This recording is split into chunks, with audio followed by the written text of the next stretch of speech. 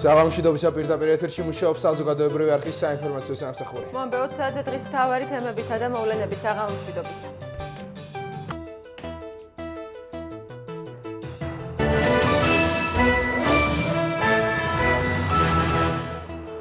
გეგმავდა თუ არა რუსეთი აფხაზეთის ორად გაყოფას, ქართული მხარე ოჩამჩირეში რუსული სამხედრო ძალის მობილიზებაზე საუბრობს. ეს ქმნის ძალიან სერიოზული დესტაბილიზების პერსპექტივას, რის საცილებასაც ქართული მხარე ცდილობს ყველა მის ხელთ არსებული საშუალებით.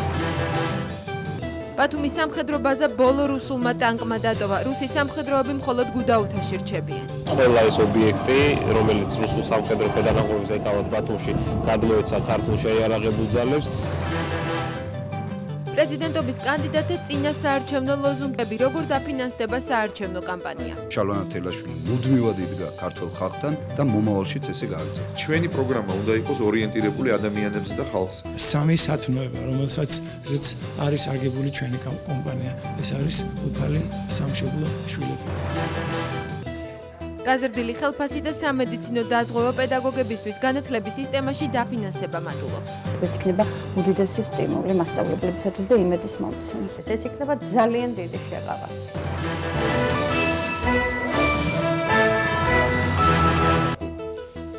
აფხაზეთში დამატებითი შეიარაღებისა და სამხედრო ძალის მობილიზების პარალელურად რუსეთში აფხაზეთის აღიარების მოწოდებები სულ უფრო ხშირად ისმის. სამხედრო აგრესიის მცდელობა და პოლიტიკურ ხულიგნობა აღიქვამს დე-ფაქტო რესპუბლიკის ტერიტორიაზე მოსკოვის ნაბიჯს ოფიციალური თბილისი, რომელიც რეაგირებას საერთაშორისო თანამეგობრობას თხოვს. პოლიტიკოსთა ნაწილი მიიჩნევს, რომ რუსეთი აფხაზეთის ცნობისთვის ემზადება, რაც საქართველოსთვის ომის გამოცხადებას ნიშნავს.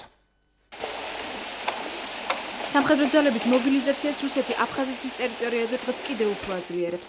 ამჯერად რუსეთის გადაწყვეტილება დე-ფაქტო ხელისუფლების თავდაცვის სამინისტროს სტატაკო ნაწილში შესვლის შესახებ მოულოდნელი აღმოჩნდა აფხაზური მხარისთვის.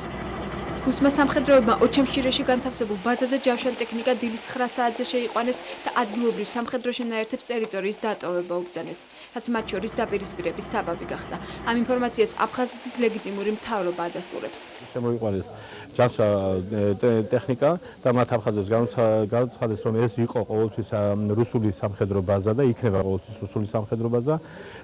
ამის შემდეგ დაშალეს აფხაზური სამხედრო შენაერთი. ოჩამჩირის სატანკო ნაწილის დაკავების გარდა რუსმა სამშვიდობოებმა და საგუშაგო გალის რაიონის სოფელ ჩხორთოლოში გახსნეს. ცისფერ ჩაქუტიანება მუსიკალური სკოლის შენობა დაიკავეს, სადაც პირადი შემადგენლობა და მძიმე ტექნიკა განათავსეს. შეარჩიეს მუსიკალური სკოლა, სადაც ჩვეულებრივად სწავლობდნენ ბავშვები. ეს 12 კილომეტრიან ზოლში არანაირად არ ჯდება. აქედან გამომდინარე, ბუნებრივია ეს არის უკანონოდ. სეპარატისტული ხელისუფლება ამ დრომდე არ ადასტურებს ინფორმაციას აფხაზეთის ტერიტორიაზე დამატებითი ძალების შეყვანის შესახებ. თუმცა გალის ადმინისტრაციის ხელმძღვანელი რუსლან ქიშმარია აცხადებს, რომ სამშვიდობოებს სრული უფლება აქვთ საგუშაგო გახსნან იქ, სადაც საჭიროდ მიიჩნევენ. რუს სამშვიდობოებს უფლება აქვთ საგუშაგოები გახსნან ყველგან, სადაც ამის საჭიროებას იგრძნობენ. მათ ქმედებაში კანონსაწინააღმდეგო არაფერია. თუმცა საგუშაგოს გახსნის შესახებ გავრცელებული ინფორმაცია შესაძლოა ითქვას, რომ ჩემთვისაც სიახლეა. რუსული მხარის უკანონო ქმედებების დამადასტურებელ მტკიცებულებებს ქართული მხარე უახლოეს დღეებში დიპლომატიური კორპუსის წარმომადგენლებს გაუგზავნის. სპეციალური მიმართვა გაეგზავნება გაეროს დამკვირვებელთა მისიასაც, რათა მომხდარს სათანადო შეფასება მიეცეს. სამწუხაროდ არსებობს ფაქტები და მე ხას უსავს სიტყვას სამწუხაროდ, ვინაიდან ეს ქმნის ძალიან სერიოზული დესტაბილიზების პერსპექტივას, რის საცილებასაც ქართული მხარე ცდილობს ყველა მის ხელთ არსებული საშუალებით. სოხუმი და აფხაზეთი არის ქართველების სამშობლო. დღეს თუ არა ხო ეს ტერიტორია იქნება საქართველოს არა მარტო იურე, არამედ დე-ფაქტო განუყოფელი ნაწილი. საქართველოს საგარეო უწყების ხელმძღვანელმა მდგომარეობა უკვე შეაფასა როგორც უკიდურესად დაძაბული და სარისკო. რუსები ამას უარყოფენ, ან ამას სარჩულს აძლევენ, რომ მიმდინარეობს გეგმიური როტაცია. ძალიან კარგი ფორმულა შეთავაზებული იქნა.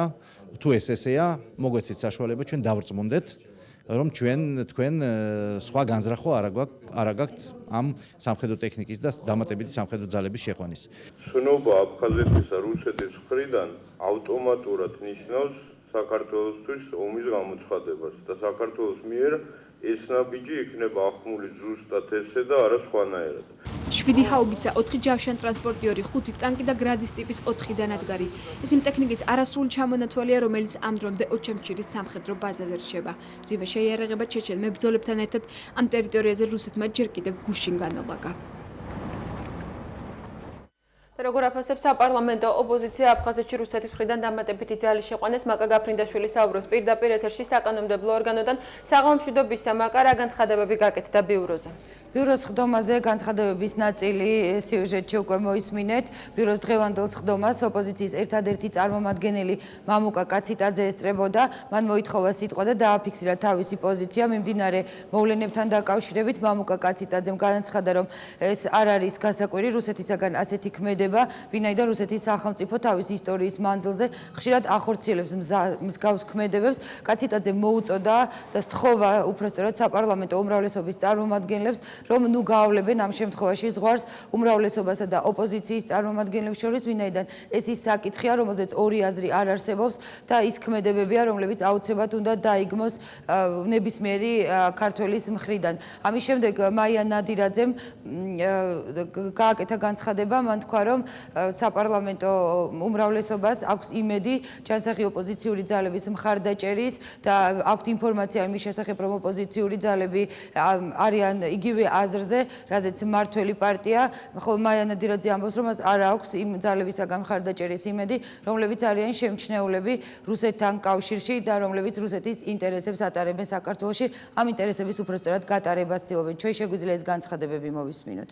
რუსეთის ქმედება ჩვენის აზრით გასაკვირი კი არა, უფრო ალბათ მეტმზაობას საჭიროებს სახელმწიფოს მხრიდან, საზოგადოების მხრიდან, არც კი ვახსენებთ ცალკე ოპოზიციის მხრიდან მეთქი, იმიტომ რომ ისე როგორც თქვენ ჩვენც ვართ საზოგადოების ნაწილი და პოლიტიკის ნაწილი და თუ გნებავთ სახელმწიფოს ნაწილი, აქედან გამომდინარე, მე გთხოვდით, გნებავთ კონსტრუქციულობაში ჩავმართოთ, გნებავთ ადამიანურ ხედვებში ელემენტარულად, რომ მსგავს ტიპის გამიჯვნების რაღაც მინიშნებებიც კი არ იყოს.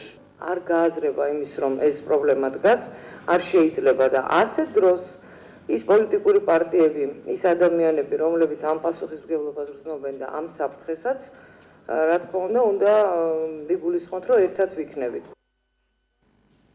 თავიანთ პოზიციას აფიქსირებენ სხვა ოპოზიციური ძალებიც, დემოკრატიული ფრონტის და ლეიბორისტული პარტიის წარმომადგენლები ამბობენ, რომ ეს არის ის შემთხვევა, როდესაც ცალსახად მხარს უჭერენ მთავრობის პოზიციას რუსეთთან დაკავშირებით, მაგრამ დავით ზურაბიშვილი, რესპუბლიკური პარტიის წარმომადგენელი, აღნიშნავს, რომ აუცილებელი არის ამ შემთხვევაში საქართველომ გაიზიაროს მსოფლიო თანამეგობრობის მოთხოვნა საგანგებო მდგომარეობის მოხსნასთან დაკავშირებით, ვინაიდან მედიის საშუალებებს მიეცეთ მედიის წარმომადგენლებს მიეცეთ თავისუფლად მუშაობის საშუალება, ვინაიდან საქართველო არ აღმოჩნდეს მარტო რუსეთთან პირისპირ.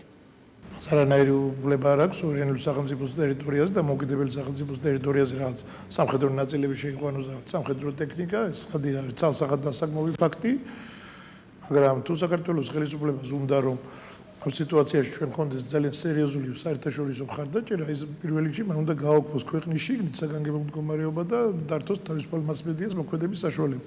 ეს განაპირობებს არა მარტო იმას, რომ დაუშვათ აქ ყველა ოპოზიციაც და ხელისუფლებაც, ცხადია, ყველა ვიქნებით ჩვენ რუსეთის წინააღმდეგ და ამ აგრესიული ქმედების წინააღმდეგ, მაგრამ ჩვენ გექნება გაცილებით უფრო ქმედითი საერთაშორისო მხარდაჭერა, რომელიც გქონდა აქამდე. რა თქმა უნდა, ეს არის უაღრესად დასაგმოვი ფაქტი, მაგრამ მე ეჭვის თვალით უყურებ რუსეთის ჯარის შემოყვანას აფხაზეთის ტერიტორიაზე, ისევე როგორც წითელუბნის ინციდენტს უყურებდით ეჭვის თვალით.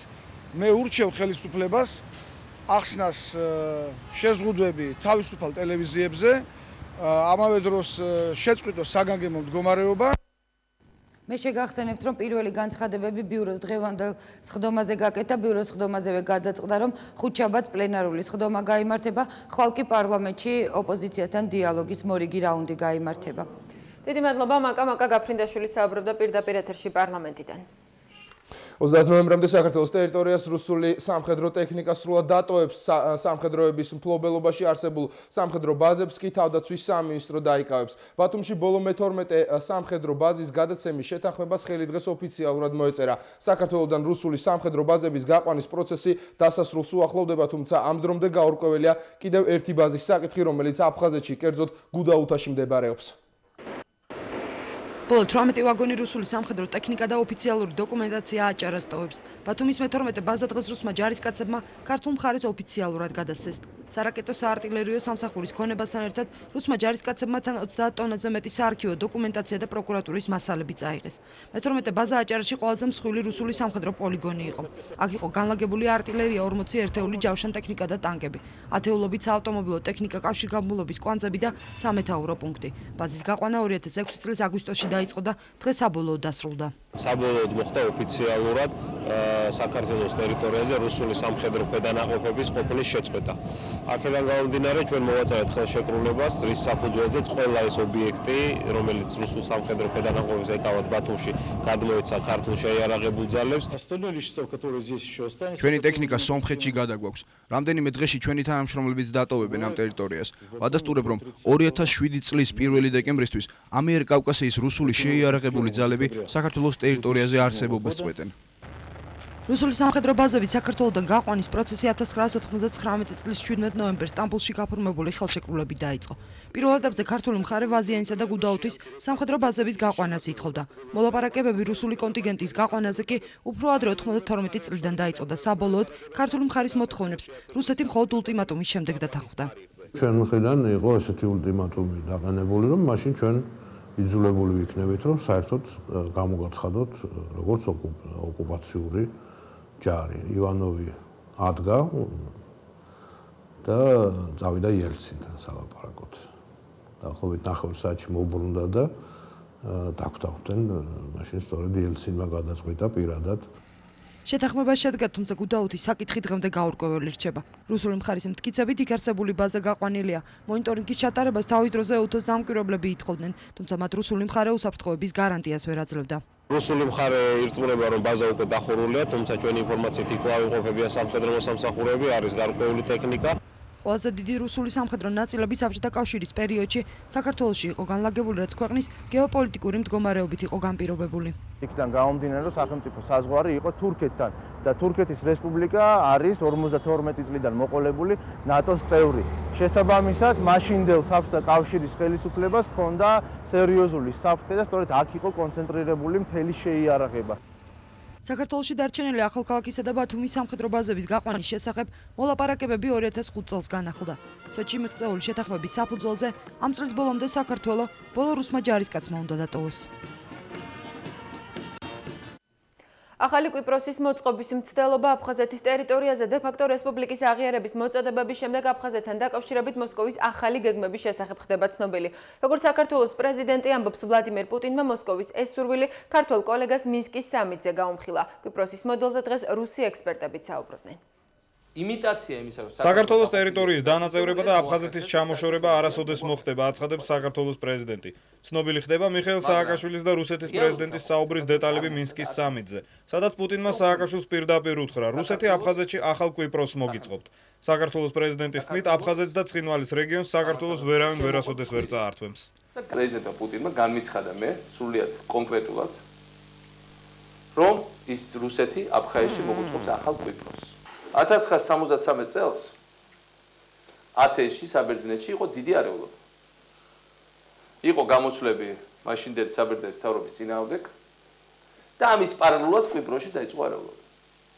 საბერძნეთის მთავრობა, რომელიც თრიად დაკავებული იყო საბერძნეთის შიდა პრობლემებით, იყო აბსოლუტურად ინკაპაცირებული და განზრახ ვერ მოახერხა და კვიპროსი გაიყო შუაზე და დღემდე ეს კონფლიქტი გრძელდება.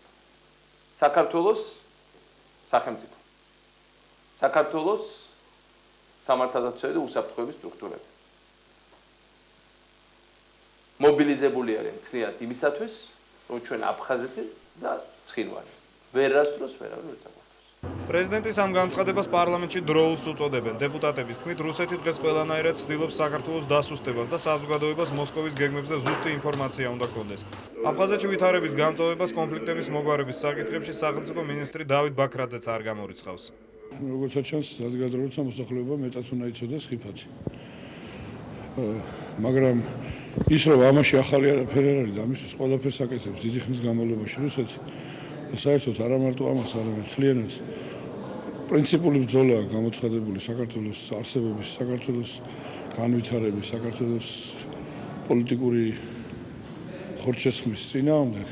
ეს არის სრულებით ცხადი. კვიპროსი ცნობილია როგორც კლასიკური გაყინული კონფლიქტი, რომელიც უკვე ძალიან ბევრი ათეული წელია იმყოფება ამ გაყინულ მდგომარეობაში და რომელიც გადაჭრასაც ჯერჯერობით რეალური პერსპექტივა არ უჩანს. როგორც ჩანს, ზოგიერთებს რუსეთში სურთ, რომ აფხაზეთი გახდეს ასეთივე მოურჩენელი და მოუგვარებელი პრობლემა. კვიპროსის მოდელზე დღეს მოსკოვშიც ალაპარაკდნენ. რუსი ექსპერტები არ გამორიცხავენ, რომ აფხაზეთი რუსეთმა და საქართველომ მართლა ზორად გაყოს. თუმცა მოსკოვში მიაჩნიათ, რომ აფხაზური მხარე ამას ყველანაირად შეეწინააღმდეგება. იმისათვის, რომ საქართველოსგან დამოუკიდებლობა მოიპოვონ, აფხაზებმა შესაძლოა საქართველოს ტერიტორიის ნაწილი დაუთხონ. თუმცა მე დარწმუნებული ვარ, რომ აფხაზეთის მოსახლეობის დიდი ნაწილი, მათ შორის დე-ფაქტო ხელისუფლება ამ ვარიანტს არ იზიარებს. ჩემი აზრით, ახლო მომავალში ამ გეგმის განხორციელება ვერ მოხდება. ის რომ საქართველოს ტერიტორიის ხელყოფის საფრთხე რუსეთიდან დღითი დღე იზრდება, ქართველი ექსპერტებიც ადასტურებენ. პოლიტოლოგებს მიაჩნიათ, რომ რუსეთი საქართველოს წინააღმდეგ სამართლებრივ პროვოკაციას ამზადებს და ამისათვის კოსოვოს დამოუკიდებლობის აღიარებას გამოიყენებს. ეს პროვოკაცია შესაძლოა იყოს თქვა რაღაცა ესეთი შეერაღებული კონფლიქტის მსგავსი სხვადასხვა მასშტაბის იქნება განმუხურში ბოლო დროს მომხდარის მასშტაბის თუ რაღაც უფრო სერიოზული ან შესაძლოა ეს იყოს საერთაშორისო სამართლებრივი ასე ვთქვათ პროვოკაცია, ანუ ის რომ მან ცალმხრივად ცნოს და საერთაშორისო სამართლის სუბიექტად აღიაროს აფხაზეთი. აფხაზეთის დამოუკიდებლობის აღიარების აუცილებლობის შესახებ სხვა რუსი პოლიტიკოსებიც საუბრობენ. მოსკოვში მიაჩნიათ, რომ ამ სუბიექტს დამოუკიდებლობის ყველა უფლება აქვს. ამერიკის შეერთებული შტატების სახელმწიფო მდივნის მოადგილე მეთიუ ბრაიზა თბილისში ვიზიტს ასრულებს. სახელმწიფო მდივნის თანაშემწე მიესალმება დიალოგს ოპოზიციასა და უმრავლესობას შორის და ორივე მხარის პასუხისმგებლობაზე საუბრობს. ბრაიზა კიდევ ერთხელ ახმოვანებს შეერთებული შტატების პოზიციას საქართველოში კონფლიქტურ რეგიონებთან დაკავშირებით და აცხადებს, რომ შტატები საქართველოს ტერიტორიულ მთლიანობას მხარს უჭერს. შემაჯამებელი პრესკონფერენცია მეთიუ ბრაიზამ ხელისუფლებისა და ოპოზიციის დიალოგზე საუბრით დაიწყო. სახელმწიფო მდივნის თანაშემწე აცხადებს, რომ პასუხისმგებლობა არსებულ მდგომარეობაში ორივე მხარეს ეკისრება. ხელისუფლების პასუხისმგებლობა არის ის, რომ ითანამშრომლოს ოპოზიციასთან და გადადგას ნაბიჯები, რომლებიც აუცილებელია ქვეყნის წინსვლისთვის. პასუხისმგებლობა თავის მხრივ ოპოზიციასაც ეკისრება. როცა ხელისუფლება გარკვეული მოთხოვნების შესრულებაზე მიდის, მათ აღარ უნდა დააყენონ ისეთი მოთხოვნები, რომლებიც მდგომარეობას კიდევ უფრო დაზაბავს. მეთიუ ბრაიზამ დღეს ხაზგასმით აღნიშნა, რომ შეერთებული შტატები მიესალმება საქართველოს პრეზიდენტის გადაწყვეტილებას ვადამდელი საპრეზიდენტო არჩევნებისა და პლებისციტის ჩატარების შესახებ. თუმცა ვაშინგტონის რეკომენდაციად ისევ რჩება საგანგებო მდგომარეობის გაუქმება და მედია მაუწყებლობის სრულად აღდგენა. სახელმწიფო დეპარტამენტი მიესალმება საპრეზიდენტო არჩევნების ჩატარებასა და პლებისციტს, რაც ოპოზიციის ერთ-ერთი მთავარი მოთხოვნა იყო. თუმცა ჩვენ ისევ ვთავაზობთ საქართველოს ხელისუფლებას, ხაზს ვუსვამ ეს არის შეთავაზება და არა მოთხოვნა, რომ მოიხსნას საგანგებო მდგომარეობა და აღდგეს მედია მაუწყებლობა. საქართველოს პარლამენტის თავმჯდომარესთან საუბრისას ჩვენ დაგვიდასტურეს, რომ ეს უახლოეს დღეებში სავარაუდოდ პარასკევამდე მოხდება. მედია მაუწყებლობის აღდგენასთან დაკავშირებით ბრაიზას ყველაზე მეტი კითხვა იმედის შესახებ დაუსვეს. სახელმწიფო მდივნის თანაშემწე იმედოვნებს, რომ როცა იმედისა და სხვა ტელეარხების მაუწყებლობა აღდგება, ქართული ჟურნალისტიკა პროფესიონალურად და დემოკრატიულად იმუშავებს. რასაკვირველია, პრესის თავისუფლება ეს არის დემოკრატიის ქვაკუთხედი, თუმცა მე ისიც ვიცი, რომ არსებობს ჟურნალისტური პროფესიონალიზმი და ეთიკის კოდექსი, რაც მედია საშუალებებზე ვრცელდება. საქართველოს მთავრობაში დარწმუნებულები არიან, რომ იმედის გამოყენებით სახელმწიფო გადატრიალება მზადდებოდა. მე მას ვერ დავადასტურებ, ქართული არ ვიცი, თუმცა ვიცი ის რომ როგორც იმედის, ისე რუსთავიორის ეთერში ხშირად ხდებოდა პირადად ჩემი სიტყვების არასწორი ინტერპრეტაცია. როცა იმედი აღდგება, კიდევ ერთხელ ვამბობ, როცა იმედი აღდგება და მასთან ერთად კავკასია, რუსთავიური და სხვა მედია საშუალებები, იმედია ქართულ ჟურნალისტიკაში ფართოდ იქნება წარმოდგენილი ყველა მხარის პოზიცია და რასაკვირველია, ხელისუფლების კრიტიკაც. ეს დემოკრატიისთვის აუცილებელია. საქართველოს საერთაშორისო იმიჯზე მეთიუ ბრაიზას დღეს არაერთი შეკითხვა დაუსვეს. მათ შორის ერთ-ერთი ნატოში გაწევრიანების სამოქმედო გეგმაზე გადასვლას ეხებოდა. კითხვაზე შეუშლის თუ არა ხელს მომხდარი საქართველოს მაპზე გადასვლას, ამერიკელმა დიპლომატმა ასე უპასუხა. ნატოში გაწევრიანების კრიტერიუმი სამხედრო მომზადებასთან ერთად დემოკრატიის განვითარებაც არის. ბოლო დროს ბევრს საუბრობენ იმაზე, რომ საქართველოს მაპზე გადასვლის საკითხში შესაძლოა ერთგვარი დისკვალიფიკაცია მიიღოს. ჩვენ ამ მოსაზრებას არ ვიზიარებთ. ნატოს წევრი ქვეყნები ყურადღებით ადევნებენ თვალს საქართველოში განვითარებულ მოვლენებს და როცა მოიხსნება საგანგებო მდგომარეობა, ჩატარდება თავისუფალი და სამართლიანი არჩევნები, ამ საკითხზე შეკითხვები აღარ უნდა დარჩეს. ნატოს გარდა დღეს ბრაიზამ რუსეთის ფაქტორზეც ისაუბრა. კიდევ ერთი საკითხი მინდა ხაზგასმით აღვნიშნო, ეს არის საქართველოს ტერიტორიული მთლიანობა. არავინ არასდროს კითხვის ნიშნის ქვეშ არ უნდა დააყენოს ჩვენი პოზიცია ამ საკითხთან დაკავშირებით. ბოლო დროს ხშირად ისმის განცხადებები ზოგიერთი ქვეყნის ოფიციალური პირებისგან აფხაზეთის სუვერენიტეტის აღიარების, აფხაზეთის საკუთრების შეძენის შესახებ. ეს საშიში და არასაჭირო განცხადებებია. ჩვენ და ასევე ჩვენი მეგობარი ქვეყნები, გერმანია, საფრანგეთი, დიდი ბრიტანეთი, რუსეთიც მხარს უჭერთ საქართველოს ტერიტორიულ მთლიანობას და არ უნდა გადაიდგას არც ერთი ნაბიჯი, რაც ამას კითხვის ნიშნის ქვეშ დააყენებს. პრაიზის პრესკონფერენცია დაახლოებით 9 საათს გრძელდებოდა. ბრიფინგის დასრულების შემდეგ ის საქართველოს პრეზიდენტთან შესახვედრად წავიდა. ამაღამ კი საქართველოდან გაემგზავრება. პრეზიდენტობის კანდიდატები არჩევნებისთვის ემზადებიან, ვინ რა პროგრამით აპირებს ხელისუფლების სათავეში მოსვლას და რა თანხებს დახარჯავს საპრეზიდენტო არჩევნებში. კანდიდატების პრიორიტეტები და გეგმები ნათია კობერიძის რეპორტაჟში. ვადამდელი საპრეზიდენტო არჩევნების გამოცხადებისთანავე დავით გამყრელიძემ პირველმა გამოთქვა მასში მონაწილეობის სურვილი. მემარჯვენეების ლიდერისთვის მიხეილ სააკაშვილის წინააღმდეგ ბრძოლა მთავარი გამოწვევაა. საპრეზიდენტო პროგრამის პრიორიტეტები განსაზღვრული არ აქვს, თუმცა საარჩევნო კამპანიის დასაწყებად მზადაა და ნებისმიერი ბიზნეს სტრუქტურის თუ კერძო პირის დახმარებას მიიღებს, მათ შორის ბადრი პატარკაციშვილისაც. მე არ ვაპირებ რა პოპულისტობას და მე არ ვაპირებ რომ ვიღაცას ერთ დღეში ან ერთ თვეში პრაქტიკულად რაღაც ევროპის საუკეთესო ქვეყნის სტანდარტები შევთავაზო ან დავპირდე, მაგრამ ეს იქნება ძალიან რეალისტური და ამავე დროს სწორად აგებული პროგრამა, რომელიც მე ვფიქრობ, რომ ხალხის მხარდაჭერას მოიპოვებს. გამყრელიძე პომპეზურ საარჩევნო კამპანიას არ გეგმავს. ჯერ ვერც საარჩევნო სლოგანზე საუბრობს და ვერც მომავალ სამთავრობო გუნდზე. გამარჯვების შემთხვევაში მთავარი მიზანი საქართველოს საპარლამენტო რესპუბლიკად გარდაქმნა იქნება. ყოფილ თანაგუნდელს, ასევე საპრეზიდენტო კანდიდატს ლევან გაჩეჩილაძე დებატებში ელის და წარმატებას უსურვებს. მე და ჩემს მეგობრებს, ვინც პარტიაში დარჩა, სხვა შეხედულება ჰქონდა, ლევან სხვა. ასე რომ ეს არ არის ტრაგედია, ეს არის ნორმალური პროცესი. ლევან გაჩეჩილაძე საარჩევნო კამპანიის დაწყებას არ ჩქარობს და ინტერვიუზე მხოლოდ პირდაპირ ეთერის შემთხვევაში თანხმდება. პრესასთან შეხვედრაზე გაჩეჩილაძის გუნდის ყველა წევრი უარს აცხადებს. საზოგადოების წინაშე არც შალვა ნათელაშვილი ჩნდება.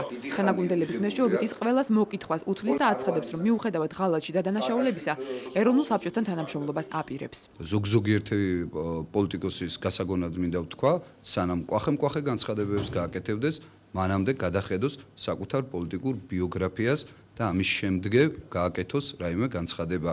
შალვა ნათელაშვილი მუდმივად იდგა ქართულ ხალხთან, იბრძოდა ქართველი ხალხისათვის და მომავალშიც ესე გააგრძელებს. საპრეზიდენტო კამპანიისთვის უკვე ბუკლეტებს ბეჭდავს გია მაისაშვილი.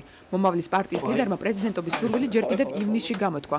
ამიტომ მზადა ახვალვე დაიწყო საარჩევნო ბუკლეტების დარიგება. ამ ბუკლეტში ეწერება ის, რომ რამხელა პოტენცია აქვს თითოეულ ჩვენთაგანს და დეტალებზე უკვე ამ დღეებში მთლიანად სტიგნად იქნება პროგრამა გამოშვებული. მაისაშვილი საპრეზიდენტო პროგრამაში აქცენტს ქვეყნის ეკონომიკურ განვითარებაზე გააკეთებს და მთავარ პრიორიტეტად განათლებას ასახელებს. ძალიან ბევრია ესეთი სლოგანი, მთავარი არის სამი სათნოება, რომელსაც არის აგებული ჩვენი კომპანია. ეს არის უფალი სამშობლო შვილები. ეს არის ყველაზე მაღალი ღირებულება, რომელსაც ჩვენ ვეთაყვანებით და გვინდა რომ მთელი საქართველო, მთელი საზოგადოება ამაზე აიღოს. საარჩევნო კამპანიის დაწყების უფლება მიხეილ სააკაშვილს არჩევნებამდე 45 დღით ადრე, ანუ გადადგომისთანავე ექნება. საქართველოში არჩევნების ჩასატარებლად მთავრობამ ბიუჯეტიდან 22 მილიონზე მეტი ლარი გამოყო. ირინე სარიშვილის პოლიტიკურ განცხადებებთან ამერიდან იგორ გიორგაძეს კავშირი არ ექნება. ამ შესახებ განცხადება თავად სარიშვილმა გააკეთა. იმედის ლიდერი ამბობს, რომ ეს არ ნიშნავს გიორგაძესთან გამიჩნვას. სარიშვილის თქმით, თუ კი საპრეზიდენტო არჩევნებში ოპოზიცია ერთიან კანდიდატზე არ შეთანხმდება, იმედის საკუთარ კანდიდატურას დაასახელებს. მისი თქმით, ეს გიორგაძე ნამდვილად არ იქნება. საპრეზიდენტო არჩევნებთან დაკავშირებით ჩვენ გავაკეთებთ განცხადებას მხოლოდ მას შემდეგ, როცა გავარკვევთ ოპოზიცია მოვიდა გონს და შეთანხმდა ერთ კანდიდატურაზე თუ არა და ისე 4 და 5 ეყოლება, თუნდაც ერთმანეთის დაგმობის საფუძველზე.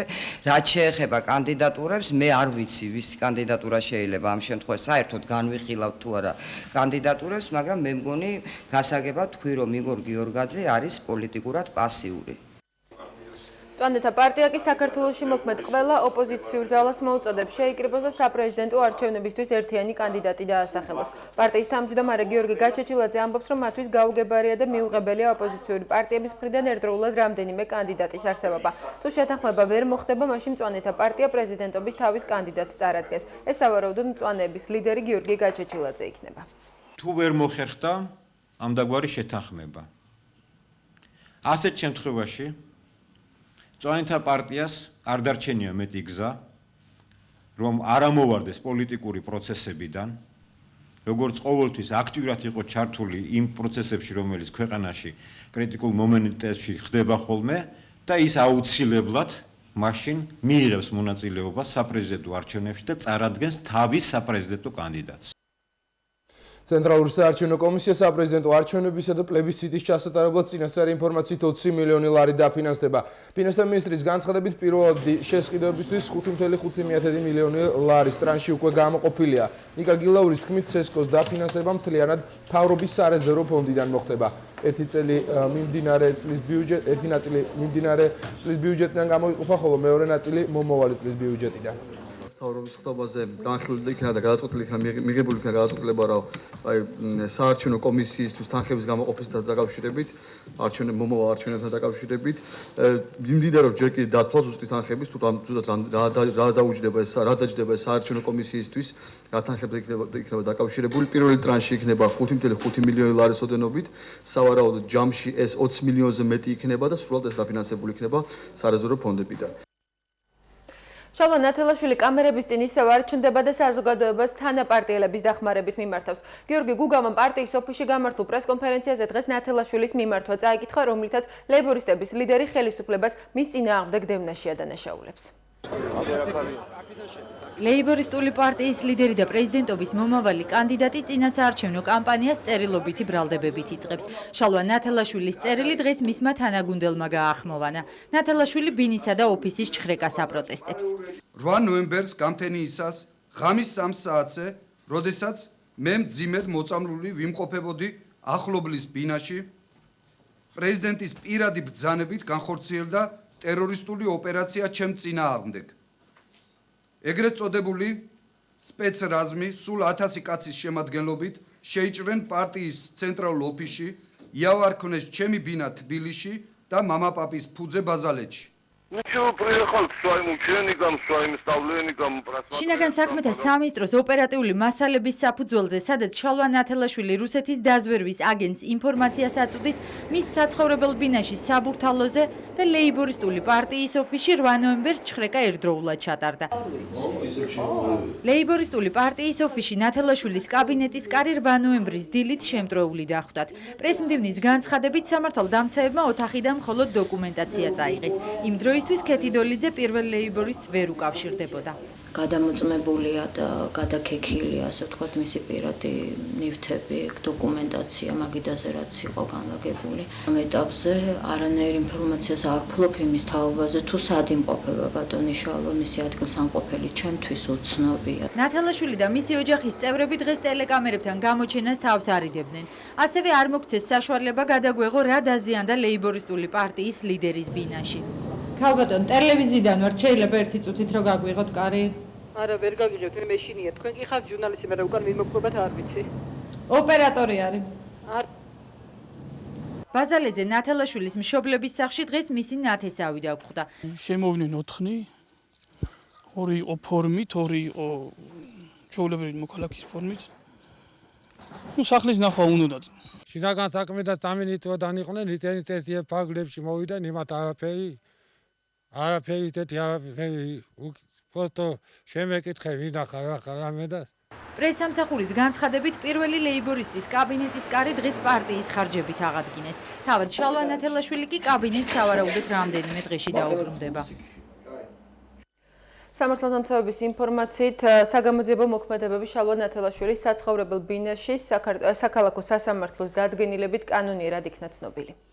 შინაგან საქმეთა სამინისტროს 7 ნოემბრის მიტინგის მონაწილეს აკავებს, რომელიც ეჭვმიტანილია რიყეზე სპეცდანიშვილების რაზმის თანამშრომლის ცემაში. სამინისტრო დაკავებული აღიარებით ჩვენებასაც ავრცელებს. ზვიად ხარგილი 1973 წელი.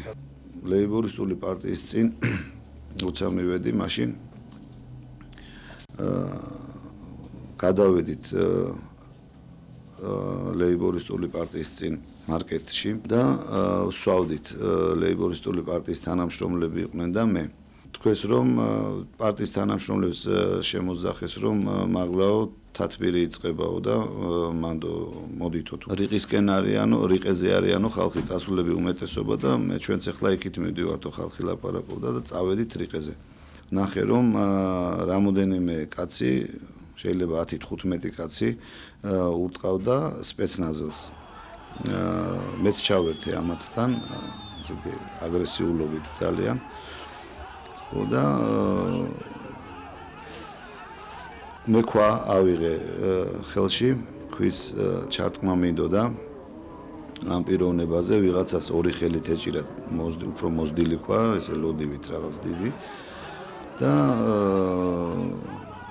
სავსებით შესაძლებელი იყო რომ ვინმეს რო არ გავეჩერებინეთ ეს კაცი შემოხვდომოდა ცემაში რა ისეთი აგრესიულობით ურტყავდით რომ კაცი შეიძლება მომკვდარიყო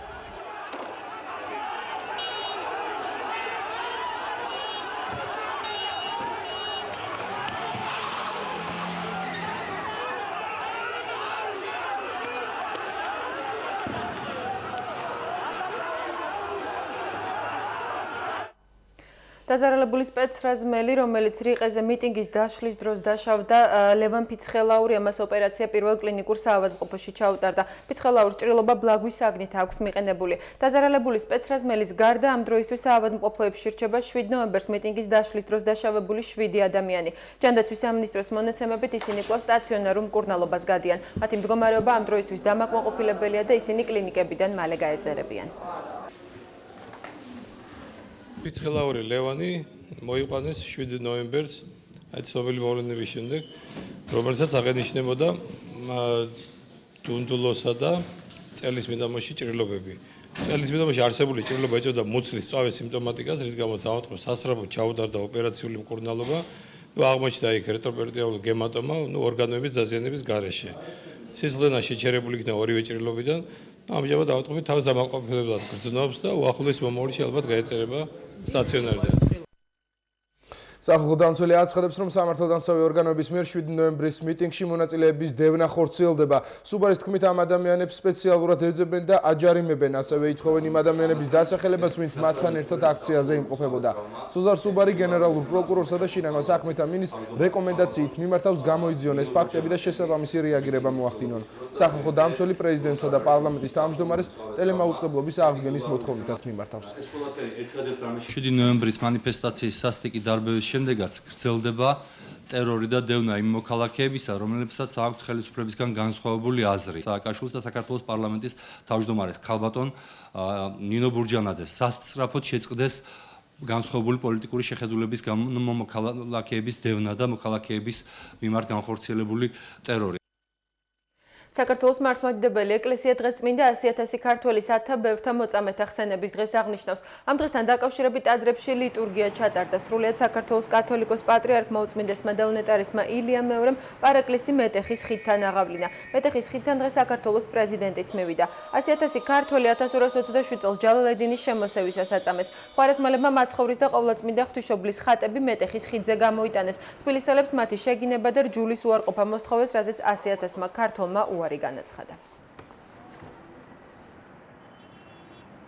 მეცნიერებათა აკადემიას სახელმწიფო ბიუჯეტიდან დაფინანსება პარლამენტის განათლების კომიტეტმა მოამზადა კანონპროექტი საქართველოს მეცნიერებათა ეროვნული აკადემიის შესახებ.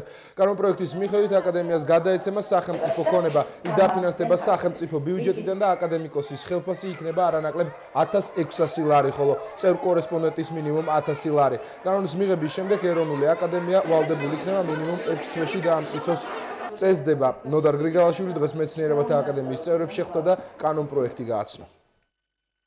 1 დეკემბრიდან პედაგოგების ხელფასები გაიზრდება. მასწავლებლის მინიმალური ხელფასი 115 ლარის ნაცვლად 165 ლარი გახდება. დეკემბრის ხელფასს მასწავლებლები უკვე გაზრდილი ოდენობით აიღებენ. სია გვილავა უკვე 40 წელია სკოლაში მუშაობს. მიუხედავად დაბალი ანაზღაურებისა, მას პროფესიის შეცვლაზე არასოდეს უფიქრია. არ მინდა ახლა ბავშვებთან საუბარი, მაგრამ ძალიან მწირია მასწავლებლის ხელფასი, უჭირს მასწავლებას. პრეზიდენტის განკარგულებით მასწავლებლების ხელფასი დეკემბრიდან 200 ლარი გახდება. ხელფასის მატება სკოლების დაფინანსების ზრდამ განაპირობა. ქალაქის სკოლებში ვაუჩერი 250-დან 300 ლარამდე, სოფლის სკოლებში 350-დან 420 ლარამდე, მაღალმთიან რეგიონებში კი 425 ლარიდან 510 ლარამდე გაიზარდა. კომუნალური გადასახადები, სხვა ხარჯები, რომელიც ძალიან გაზრდილია და ესაწევა სკოლას გადასახადის სახით, მაგრამ აი ეს ბოლო მომატება 1 დეკემბერს საკმაოდ, ასე ვთქვათ, ხელს შეუწყობს და დიდ შეღავას მიცემს სკოლასაც და რა თქმა უნდა, მასწავლებლის ხელფასი გაიზრდება. 200 ლარი იმ პედაგოგებს გაუხდებათ, ვინც სრულ განაკვეთზე მუშაობს და კვირაში მინიმუმ 18 საათიანი დატვირთვა აქვს. ეს საათები დღეებზე რომ გადაანაწილო, მაშინ აქამდე მასწავლებლები დღეში 4 გაკვეთილს ატარებდნენ და კვირაში საშუალოდ 9 ლარს იღებდნენ. არასდროს არ ყოფილა მასწავლებლის ხელფასი ისეთი, რომ ჩვენ ამ შემთხვევაში საკმარისი ყოფილიყო, მაგრამ ჩვენი წამსითა და იდეით მემსახურებით ამ საქმეს და არავით არის ხელფასი არ არის საზომი იმისა, რაც მასწავლებლის შრომას ახლავს. პედაგოგებზე ის შეღავათებიც გავრცელდება, რომლითაც აქამდე პოლიციელები და ჯარისკაცები სარგებლობდნენ. 2008 წლიდან ყველა მასწავლებელი სამედიცინო დაზღვევას მიიღებს. 10 ლარის ღირებულების პაკეტის ხარჯს, რომელშიც თითქმის ყველა ტიპის სამედიცინო მომსახურება შედის, სახელმწიფო იხდის. ეს არ არის ერთჯერადი პროგრამა და არც ერთწლიანი პროგრამა. ჩვენ წარმოგვიდგენია, რომ ეს იქნება მრავალწლიანი პროგრამა, რომლის საწყის ეტაპებზე ხარჯებს დაფარავს სახელმწიფო და შემდეგ თანდათანობით წლების განმავლობაში თანადაფინანსების პრინციპით დაფინანსდება ეს პროგრამა. პედაგოგთა დაზღვევისათვის სახელმწიფომ 8.400.000 ლარი გამოყო. დაზღვევა საქართველოში ყველა სკოლის ყველა პედაგოგი მიიღებს. მინდა იყოს დაფასებული სწავლა, ნასწავლი ადამიანი, მინდა ქონდეს мотивация ბავშვს რისთვის უნდა ისწავლოს და მასწავლებლებს გარკვეული ხელშეწყობა სჭირდება, რატომ უნდა ასწავლოს და როგორ ასწავლოს. პრეზიდენტის ინიციატივით სკოლებმა სიღარიბის ზღვარს ქვემოთ ყოფი ოჯახების სიები უნდა წარადგინონ. განათლებისა და მეცნიერების სამინისტროს ამ მოსწავლეების სასკოლო ნივთებით აღჭურვა დაევალა. 87 მოსწავლეა, რომელიც იმყოფება სიღატაკის ზღვარს მიღმა და მათ ნამდვილად ჭირდებათ ეს დახმარება, ვინაიდან ელემენტარულად ამ მოსწავლეებს არ აქვთ სახელმძღვანელოები და მინდა გითხრათ, რომ აქვთ სწავლის სურვილი და არ აქვთ სახელმძღვანელოები.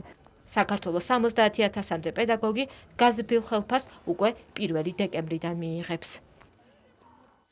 წყნეთში საადამო მიწების ნაწილს თბილისის მერია მფლობელებს უკანონებს. წყნეთში 32 ჰექტარი ტერიტორია ბოლო 2 წელია საადავოა. მამუკა ახვლედიანის განცხადებით 7 წლის წინ საატყეო ფონდიდან მიწები უკანონოდ გასცეს. ბოლო დროს კი გარემოს დაცვის სამინისტროს მესაყუდრეებთან სასამართლო დავა ჰქონდა. საქმეში ჩართული პირები პასუხისგებაში მიცეს. მას შესაბამისი სასჯელი უკვე მოიხადეს, თუმცა მიწის მფლობელების საკითხი აქამდე გადაუჭრელი რჩება. მსგავსი პრობლემა წყნეთის ანუ დიდგორის გამგეობაში კიდევ ასობითაა. ადამიანებმა რომელთაც მიწის საკუთრებასთან დაკავშირებული პრობლემები აქვს, მერიის ხელხაზზე უნდა დარეკონ. ძირითადი ეს მიწის ნაკვეთები იყო თავის დროზე პირველი ხელი და გადაყიდული, დღესდღეობით არსებობენ კეთილსინ. ქართული არმია დღეს ამ სახელწოდებით ბრიუსელში ნატოს შტაბ-ბინაში ფოტოკვირეული დაიწყო. ამ ღონისძიებაში საქართველოს თავდაცვის სამინისტრომ მონაწილეობა პირველად მიიღო. ფოტოგამოფენა საქართველოს შეიარაღებული ძალების განვითარების დინამიკასა და ბოლოდროინდელ მიღწევებს ასახავს. ექსპოზიციაზე 40 ნამუშევარია წარმოდგენილი. ნამუშევრების ნაწილი ქართველი ჯარისკაცების საერთაშორისო ოპერაციებში მონაწილეობას ასახავს. ფოტოგამოფენა ოფიციალურად ნატოში საქართველოს მისიის ხელმძღვანელმა გახსნა. ღონისძიებას ნატოს წევრი სახელმწიფოების ელჩები, შტაბ-ბინის წარმომადგენლები და მაღალი რანგის სამხედრო პირები ეს ფოტოგამოფენა მეტად მნიშვნელოვანია, რადგან საქართველოს შეიარაღებული ძალების პროგრესს ასახავს. მე დარწმუნებული ვარ, რომ რამდენიმე წლის წინ შეუძლებელი იყო შეიარაღებული ძალების მომზადების, წვრთნისა და ფუნქციონირების ამსახველი ფოტოების გადაღება. როგორც აღნიშნე, გამოფენა მეტად შთამბეჭდავია. ჩვენ ვიცით, რამდენად რთულია რეფორმების გატარება თავდაცვის სექტორში. ჩვენ დადებითად ვაფასებთ თქვენს მცდელობებსა და მიღწევებს. მნიშვნელოვანია, რომ ეს გამოფენა შედგა. ეს აუცილებელია, რათა ნატომ კიდევ ერთხელ ნახოს ის მიღწევები, ტრანსფორმაცია და წარმატებები, რომელიც მიღწეულ იქნა ქართულ შეიარაღებულ ძალებში და მთლიანად თავდაცვის უწყებაში. განსაკუთრებით მოხარულნი ვართ ჩვენი ორმხრივი თანამშრომლობით და იმ როლით, რომელსაც ქართული მხარე ასრულებს ერაყისა და ავღანეთის სამშვიდობო ოპერაციებში. ეს ნაწილია ჩვენი თანამშრომლობისა, ეს არის ნაწილი ინტენსიური დიალოგის, გახლავთ დაგეგმილი ღონისძიება, რომელიც ასახავს იმ წარმატებებს, რომელიც საქართველოს აქვს თავდაცვის სფეროში. მოგეხსენებათ, დღეს ჩვენ მუშაობთ სხვადასხვა მიმართულებით ნატოსთან, ეს გახლავთ ინტენსიური დიალოგი, ეს გახლავთ ინდივიდუალური პარტნიორების სამოქმედო გეგმა. პრემიერ-მინისტრის გადაწყვეტილებით ხვალ ბათუმში სოფლის მეურნეობის სამინისტრო სპეციალურ შტაბს გახსნის, რომლითაც ციტრუსების ჩაბარებასა და რეალიზებას გააკონტროლებენ. ეს დავალება მთავრობის სხდომაზე ზურაბ ნოღაიდელმა პეტრე ცისკარიშვილს მისცა. ნოღაიდელი ამბობს, რომ ციტრუსის მოსავალი საკმაოდ დიდია და მოსახლეობას ჩაბარების მხრივ პრობლემა არ უნდა შეექმნას. თველის ანალოგიურად დასავლეთ საქართველოში შტაბი გავაკეთოთ ამ ახლოს პერიოდში, ხვალვე ალბათ პრაქტიკულად ალბათ ბათუმში ჯობს რომ ეს შტაბი იყოს ციტრუსების მიღებასთან დაკავშირებით. საკმაოდ დიდია მოსავალი, როგორც საერთოდ წელს ყველა სასოფლო სამეურნეო პროდუქტის დიდია ციტრუსის მოსავალი და შესაბამისად ის აუცილებლად პეტრე უდანაკარგოდ უნდა დავაბინაოთ ჩვენ ამ მიმართულებით უკვე ნამუშევარი გვაქვს დღეს რაღაც გადაწყვეტილებას მივიღებთ კიდეც როგორც ვიცი ამ კვირის განმავლობაში, მაგრამ იქ იყოს აუცილებლად შტაბი კოორდინაციისთვის და იქ იყოს ჩვენ წარმომადგენლები აუცილებლად. მანდარინის კრეფის სეზონი დაიწყო აჭარაში, წელს 100,000 ტონაზე მეტ მოსავალს ელოდებიან. გადამამუშავებელი ქარხნების გარდა პროდუქციას ქვეყნის გარეთაც